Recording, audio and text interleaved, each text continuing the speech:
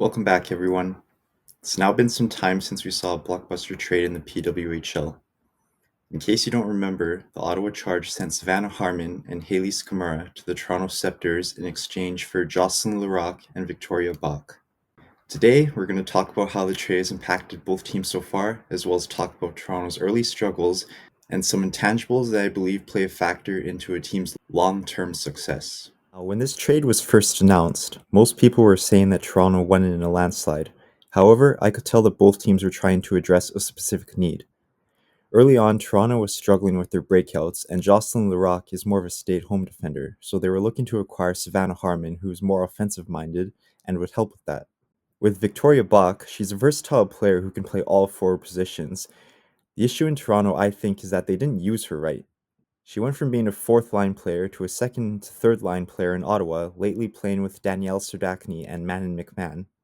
If you look at what she's done since coming to Ottawa, look, she's gotten way more ice time and gotten a point in 3 of the 4 games she's played for them. And if you also want to take a look at Jocelyne Larocque, if you want to see her ice time, it's been reduced since the trade. Maybe not completely, but a little bit compared to most of last season.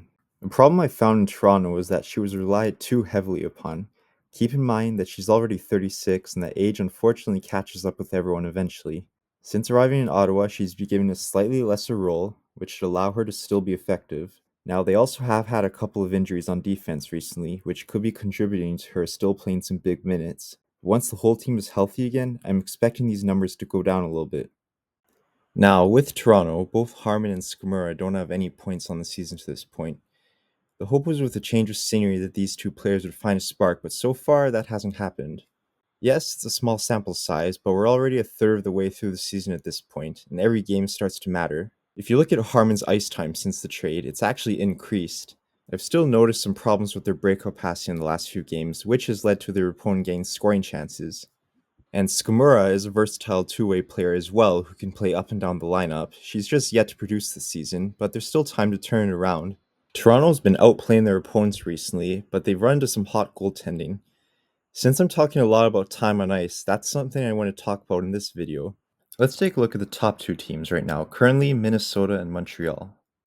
I've been watching Minnesota games, and I think they've been responsible for a lot of teams losing a player to an injury, going back to last season when Natalie Spooner got hurt in the playoffs.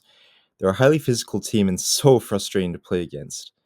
But I think a key factor to their success is they're getting their entire team into the game. I've taken a look at each player's time on ice, and Lee Steckline leads their total ice time for defenders, which makes sense as she's one of their best, as well as Claire Thompson, who I've been so impressed with what she's done at both ends of the ice this season after spending last year in med school. She's my early pick for Defender of the Year. If you look at the rest of their core, what do you notice? It's fairly even throughout. Now, they have had some injuries, so these numbers may not be the same if they regularly had a full roster. But after their top 2D, the rest aren't separated by much time. Same thing with their forwards. Kendall Coyne Schofield and Kelly Panic, they're out there for key situations, the latter takes faceoffs, that's why their ice time is up there.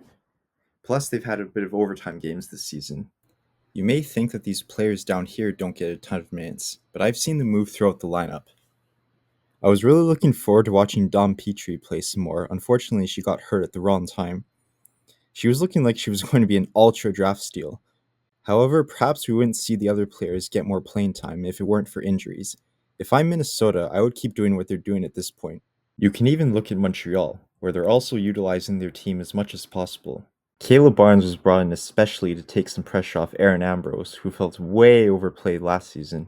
I've seen Anna Shelbin move around in the core, but after Boulier went down with an injury, she played on the third pair so they could have a left and right D on each line, which also allowed for Anna Wilgren to get more playing time compared to the start. Same with their forwards. Poulin, she's the best player on the team, that's why she leads the forwards in ice time.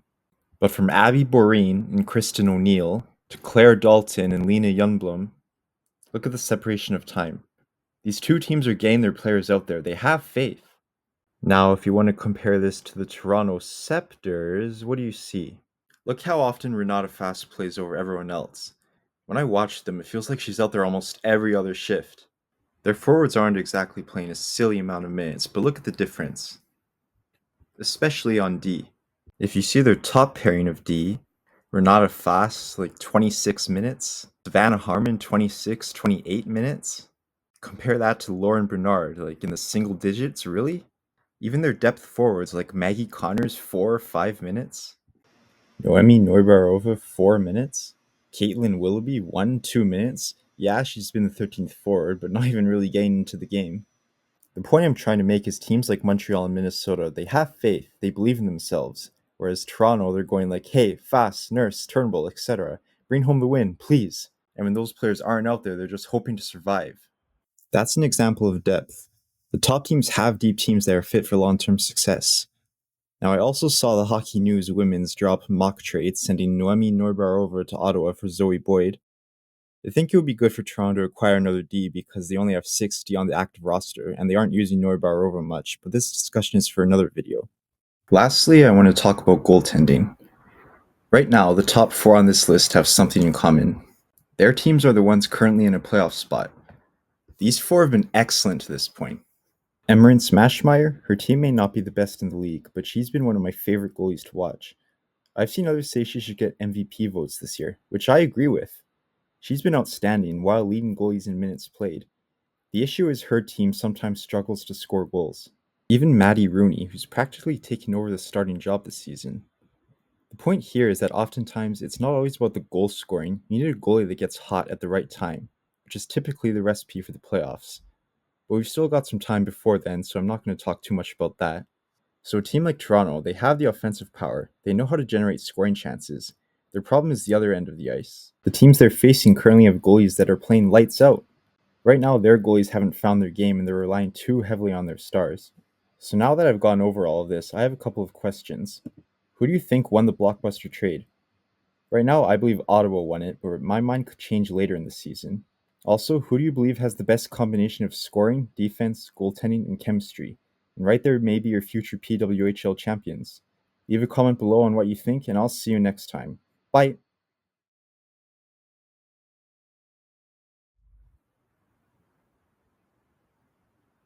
Hey, it's me. I'm editing this video. Since this was originally recorded, Montreal won their most recent game and now lead in points in the standings. Now I'll see you later.